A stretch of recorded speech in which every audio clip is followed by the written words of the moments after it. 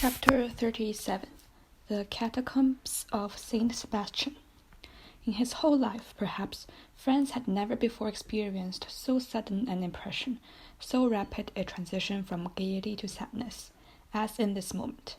It seemed as though Rome, under the magic breath of some demon of the night, had suddenly changed into a vast tomb.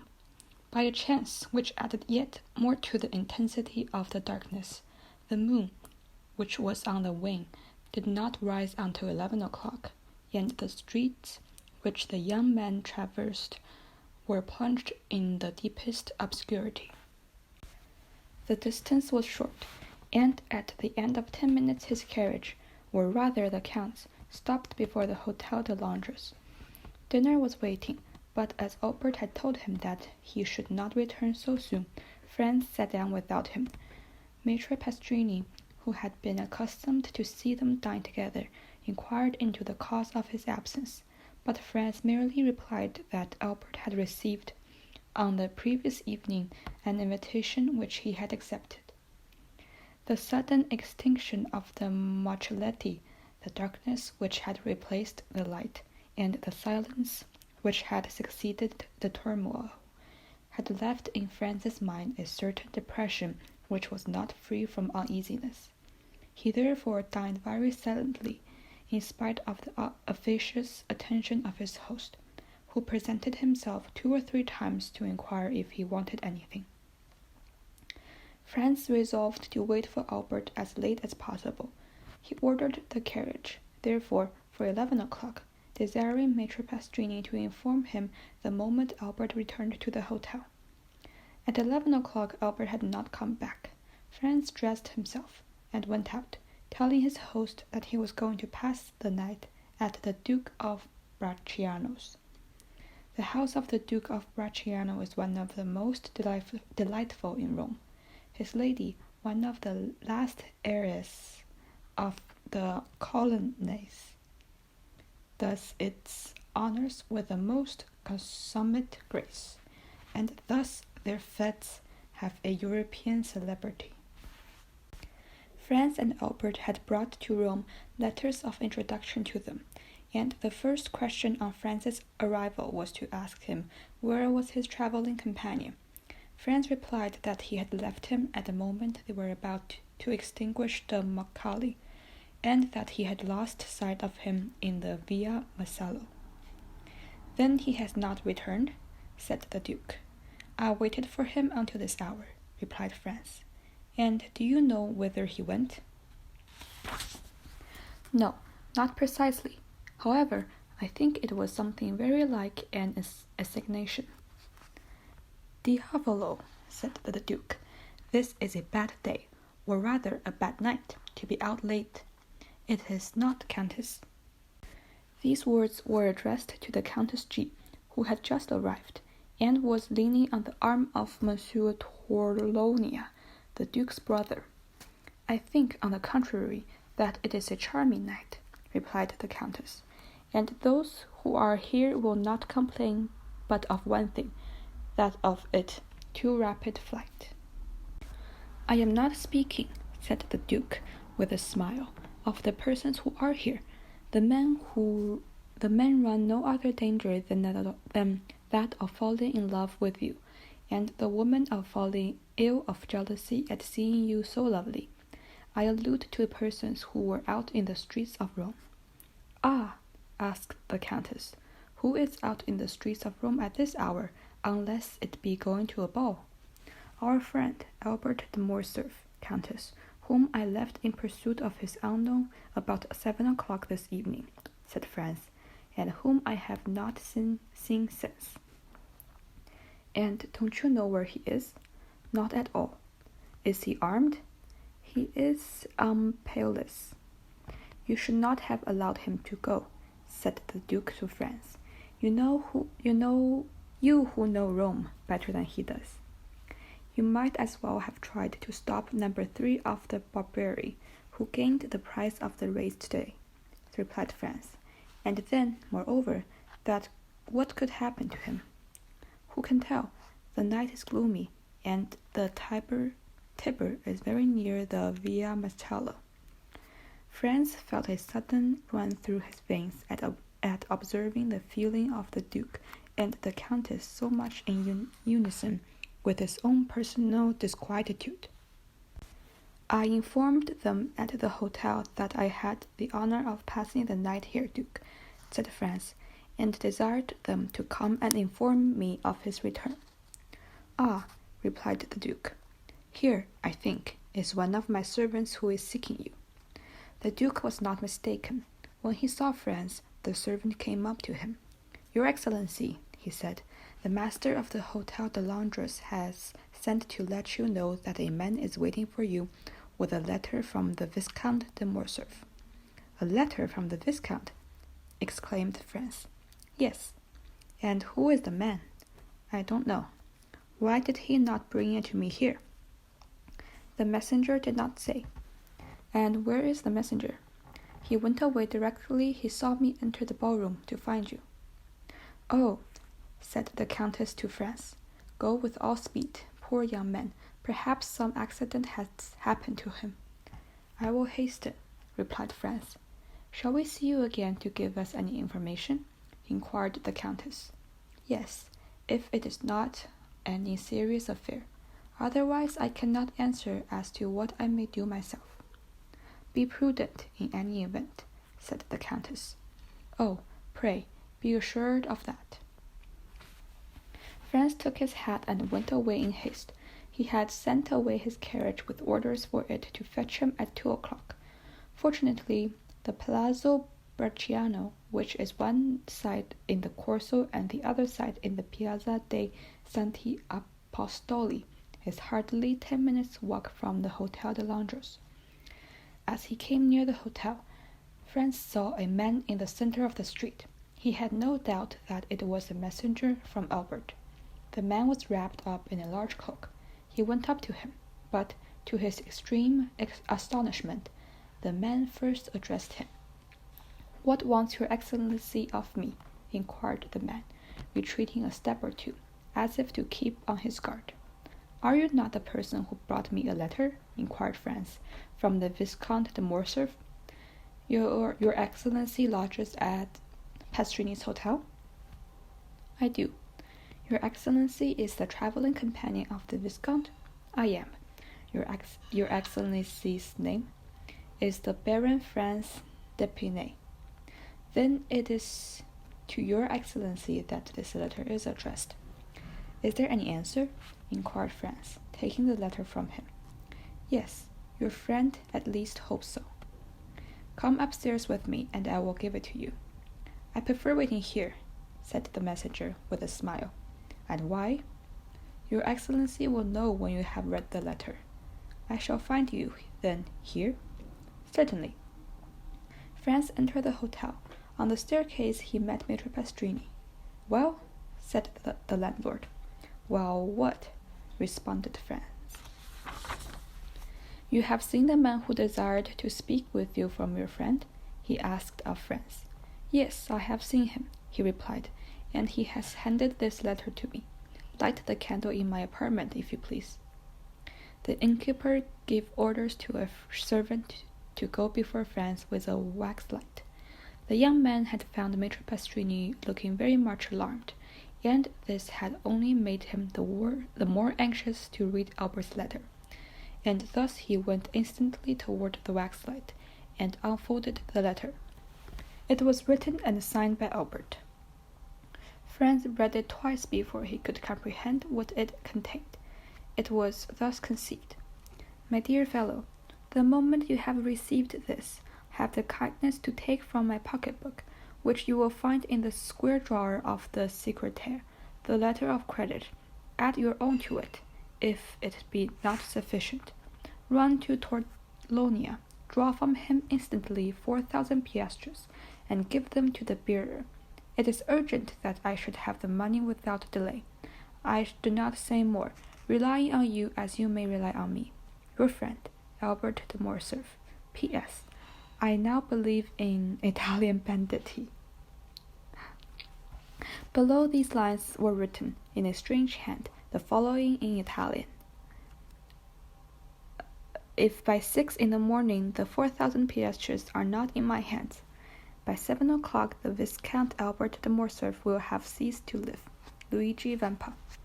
This second signature explained all to Franz, who now understood the objection of the messenger to coming up into the apartment.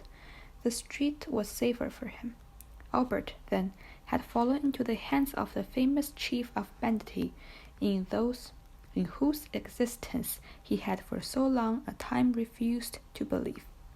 There was no time to lose. He hastened to open the secretaire, and found the pocket-book in the drawer, and in it the letter of credit. There were in all 6,000 piastres, but of these 6,000 Albert had already expended 3,000. As to Franz, he had no letter of credit, as he lived at Florence, and had only come to Rome to pass 7 or 8 days. He had brought but 100 louis, and all of these he had not more than 50 left. Thus 700 or 800 piastres were wanting to them both to make up the sum that Albert required. True, he might in such a case rely on the kindness of Monsieur Torlonia. He was, therefore, about to return to Palazzo Bracciano without loss of time, when suddenly a luminous idea crossed his mind. He remembered the Count of Monte Cristo. Franz was about to ring for Maitre Pastrini when that worthy presented himself. "My dear sir," he said hastily, "do you know if the Count is within?" "Yes, your Excellency, he has this moment returned." "Is he in bed?" "I should say no." "Then ring at his door, if you please, and request him to be so kind as to give me an audience."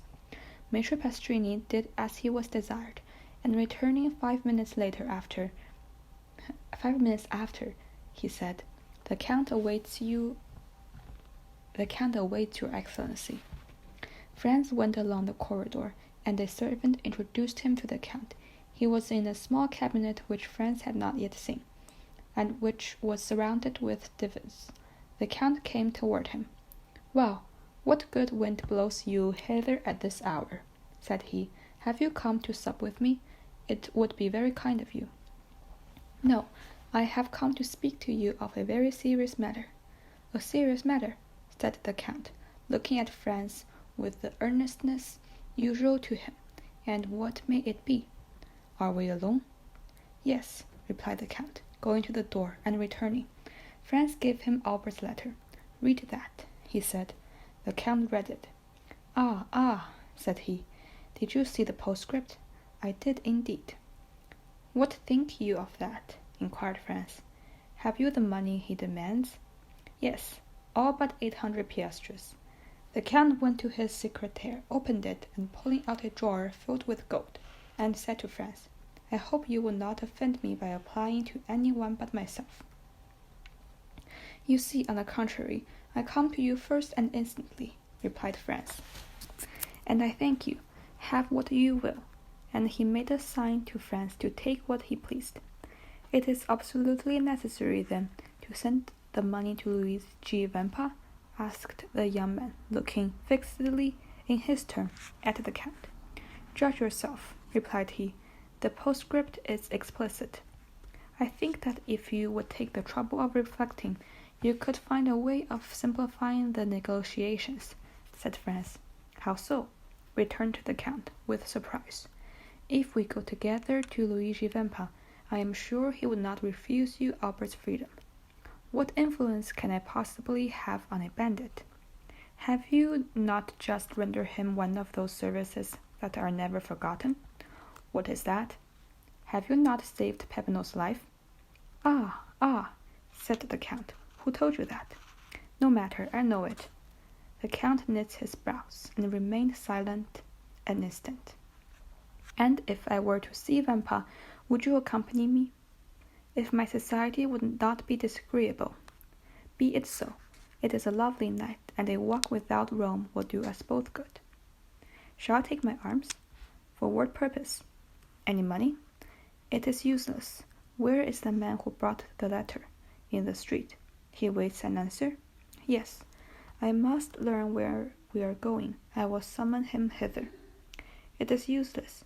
He would not come up." To your apartment, perhaps, but he will not make any difficulty in entering mine." The Count went to the window of the apartment that looked on the street, and whistled in a peculiar manner. The man in the mantle quitted the wall, and advanced into the center of the street.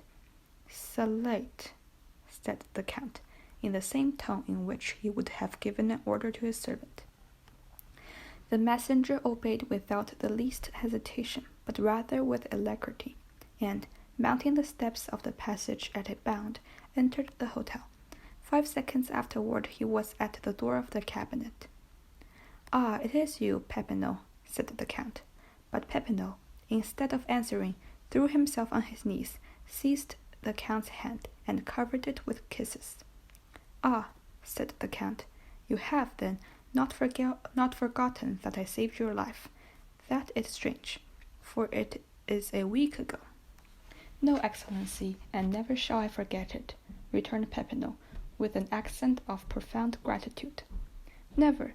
That is a long time, but it is something that you believe so. Rise and answer." Peppino glanced anxiously at Franz.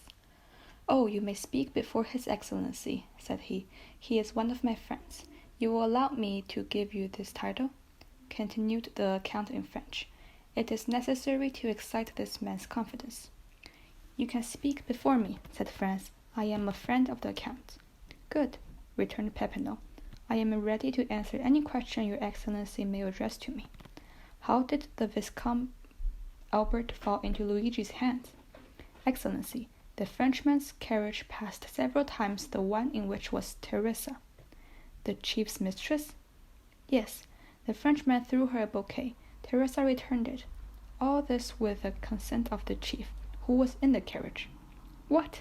cried Franz. "Was Luigi Vampa in the carriage with the Roman peasants?" "It was he who drove, disguised as a coachman," replied Peppino. "Well?" said the Count. "Well, then, the Frenchman took off his mask. Teresa, with the chief's consent, did the same. The Frenchman asked for a rendezvous. Teresa gave him one. Only, instead of Teresa, it was Beppo who was on the steps of the church of San Giacomo." "What?" exclaimed Franz. "The peasant girl who snatched his macchiato from him." "Was a lad of 15, replied Peppino. "But it was no disguise to your friend to have been deceived. Beppo has taken in plenty of others." "And Beppo led him outside the walls?" said the Count. "Exactly so. A carriage was waiting at the end of Via Macolo. Beppo got in, inviting the Frenchman to follow him, and he did not wait to be asked twice. He gallantly offered the right-hand seat to Beppo, who sat by him. Beppo told him he was going to take him to a villa a league from Rome. The Frenchman assured him he would follow him to the end of the world. The coachman went up the Via de Ripetta and the Porta San Paolo, and when they were 200 yards outside, the Frenchman became somewhat too forward. Beppo put a brace of pistols to his head. The coachman put up and did the same. At the same time, 4 of the band, who were concealed at the bank of Olmo, surrounded the carriage. The Frenchman made some resistance, and nearly strangled Beppo, but he could not resist 5 armed men, and was forced to yield. They made him get out and walk along the banks of the river, and then brought him to Teresa and Luigi, who were awaiting for him in the Catacombs of Saint Sebastian. "Well," said the Count, turning toward Franz, "it seems to me that this is a very likely story. What do you say to it?" "Why, I think I should think it very amusing," replied Franz, "if it had happened to anyone but poor Albert." "And in truth, if you had not found me here," said the Count, "it might have proved a gallant adventure which would have cost your friend dear. But now, be assured, his alarm will be the only serious consequence." "And shall we go and find him?" inquired Franz. "Oh, decidedly, sir. He is in a very picturesque place. Do you know the Catacombs of Saint Sebastian? I was never in them, but I have often resolved to visit them." "Well, here is an opportunity made to your hand. and it would be difficult to contrive a better. Have you a carriage? No. That is of no consequence. I always have one ready, day and night. Always ready? Yes. I am a very capricious being, and I should tell you that sometimes when I rise, or after my dinner, or in the middle of the night, I resolve on starting for some particular point, and away I go. The Count rang, and the footman appeared. Order out the carriage, he said, and remove the pistols which are in the holsters. You need not awaken the coachman. Ali will drive. In a very short time the noise of wheels was heard, and the carriage stopped at the door. The Count took out his watch. 12:30, he said. We might start at 5 o'clock and be in time, but the delay may cause your friend to pass an uneasy night, and therefore we had better go with all speed to extricate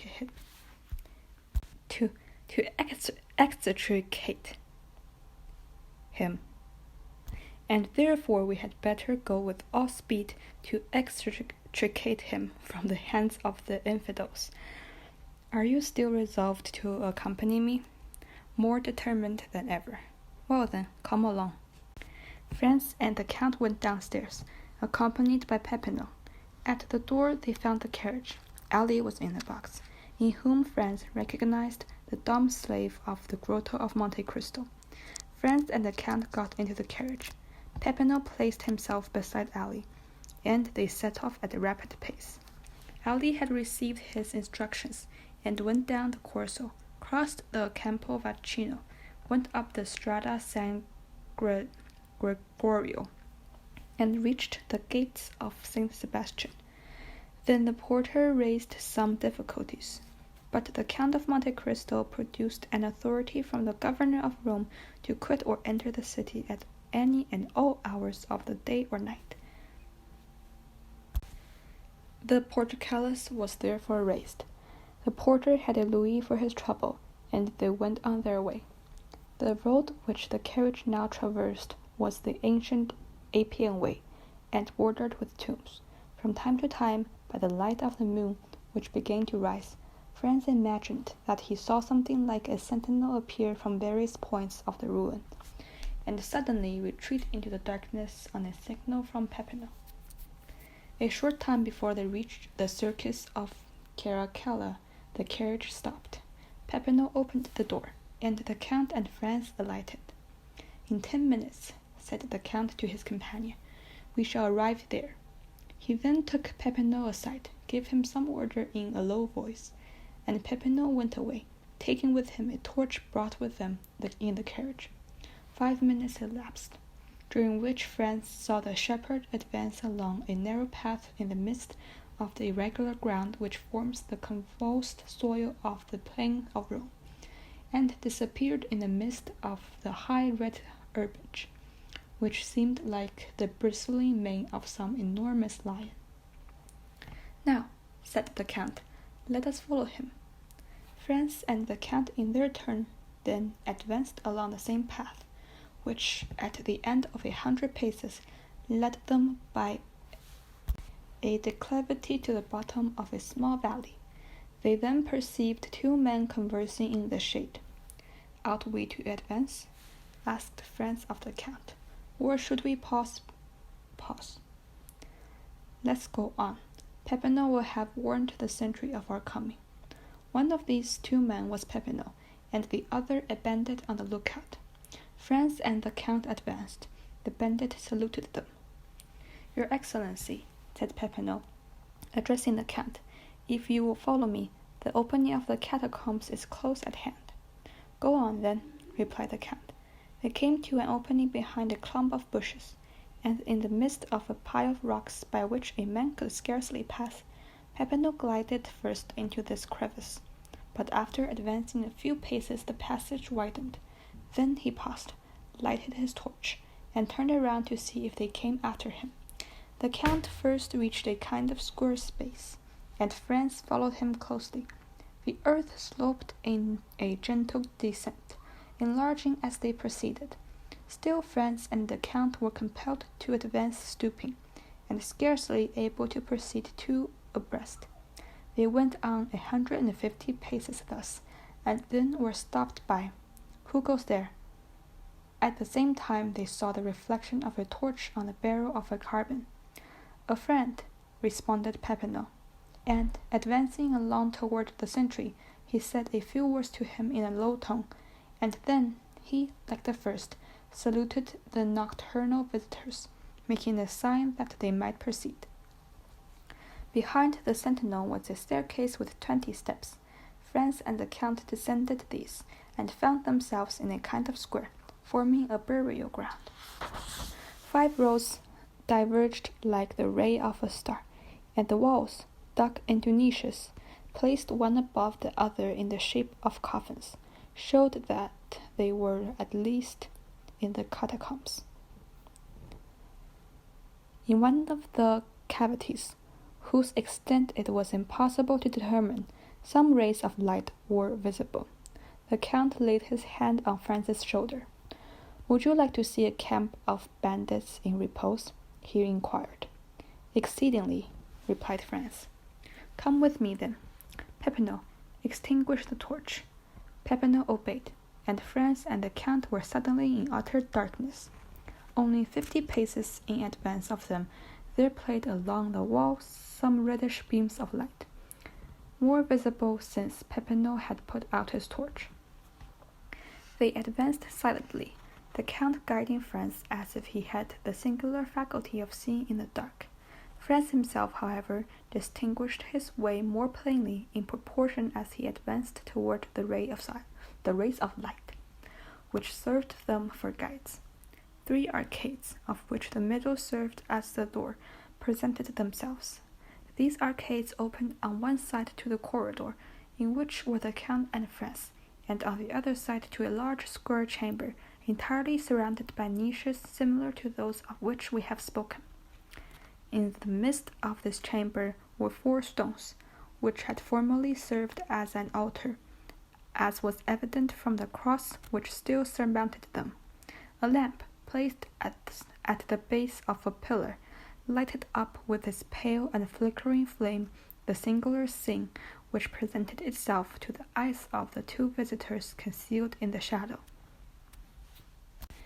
A man was seated with his elbow leaning on the column, and was reading with his back turned to the arcades, through the openings of which the newcomers contemplated him.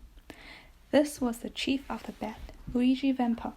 Around him, and in groups, according to their fancy, lying in their mantles, or with their backs against a kind of stone bench, which went all around the columbarium, were to be seen 20 brigands or more, each having his carbine within reach. At the bottom, silent, scarcely visible, like a shadow, was a sentinel, who was walking up and down before a kind of opening, which was only distinguishable because in that spot the darkness seemed thicker.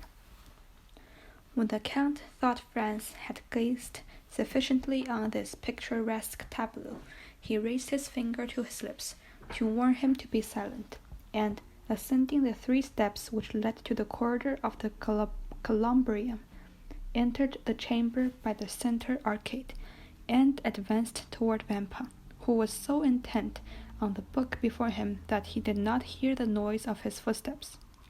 "Who goes there?" cried the sentinel, less occupied, and who saw by the lamp's light a shadow which approached the chief. At this sound, Vampa rose quickly, drawing at the same moment a pistol from his girdle. In a moment all the bandits were on their feet, and 20 carbines were leveled at the Count. "Well," said he in a voice perfectly calm, and no muscle of his countenance disturbed. "Well, my dear Vampa, it appears to me that you received a friend with a great deal of ceremony." "Ground arms!" exclaimed the chief, with an imperative sign of the hand, whilst the others he took off his hat respectively.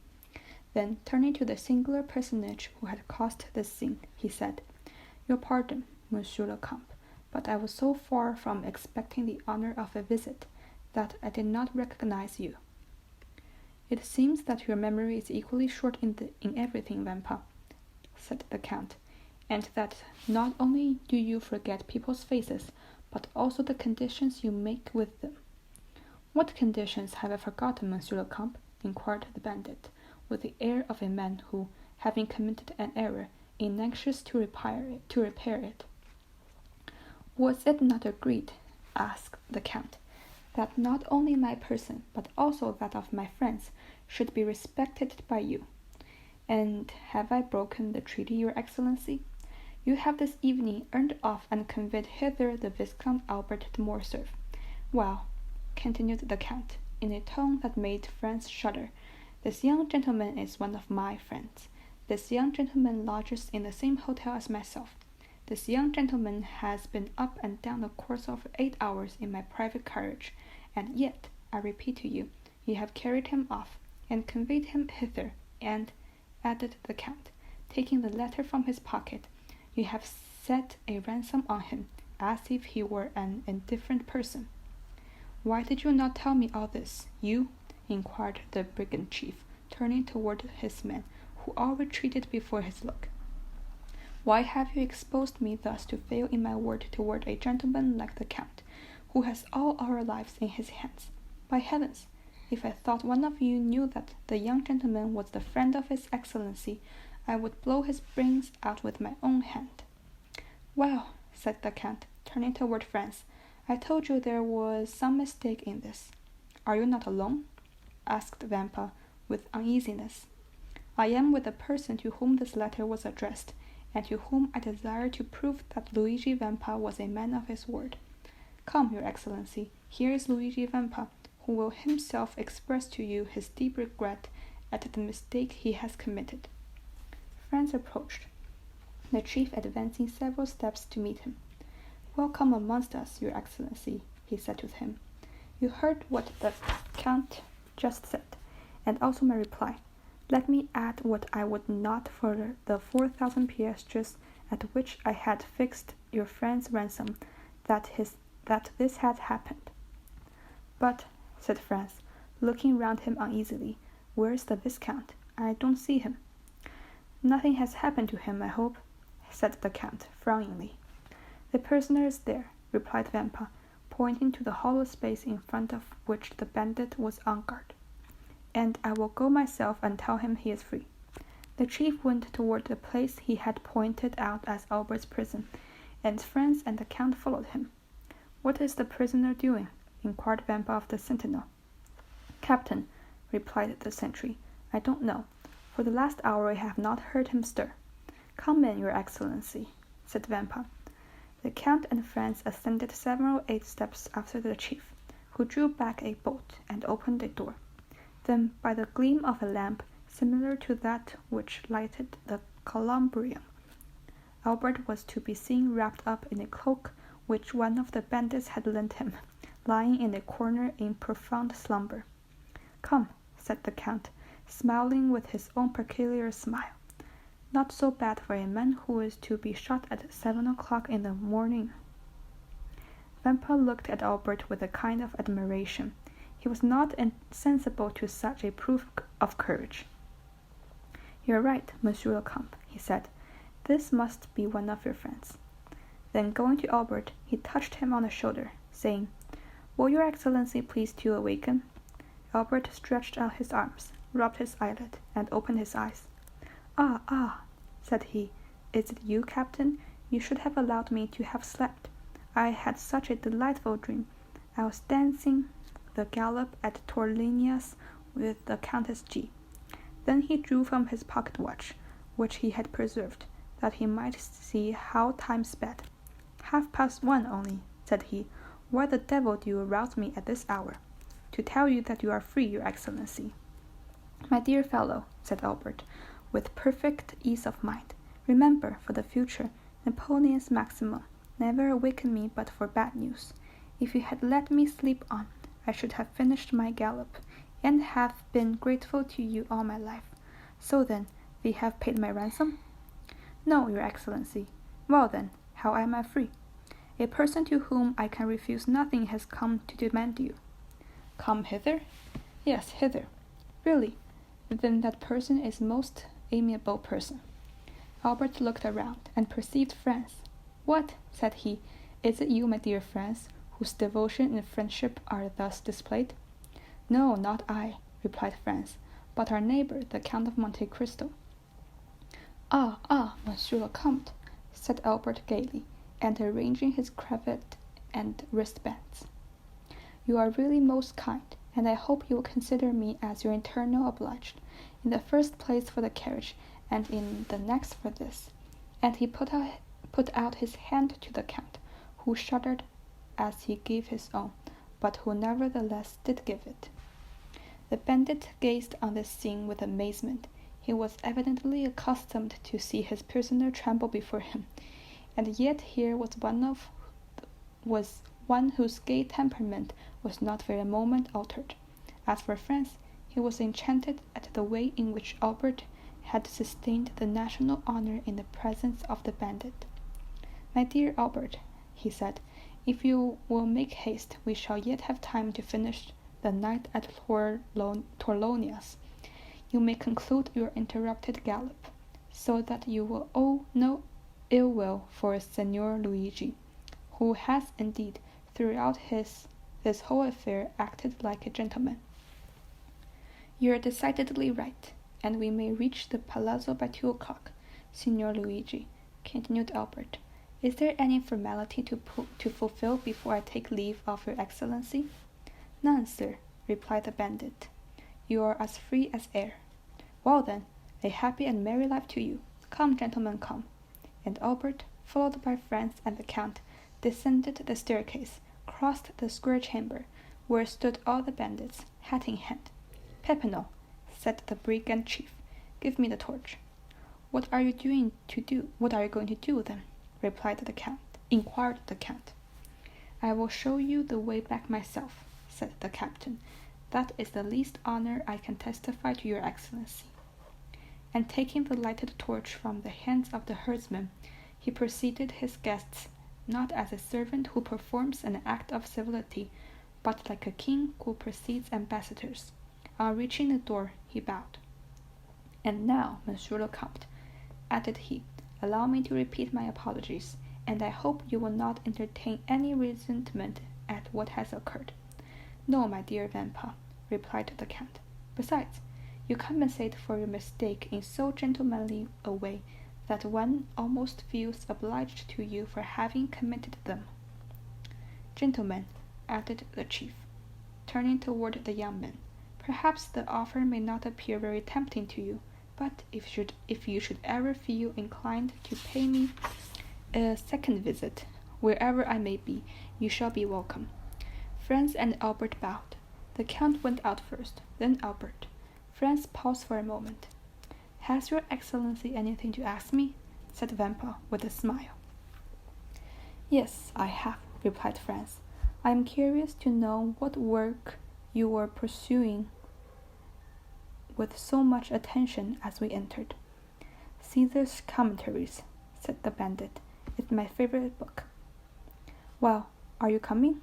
Asked Albert. Yes, replied Franz. Here I am. And he, in his turn, left the caves.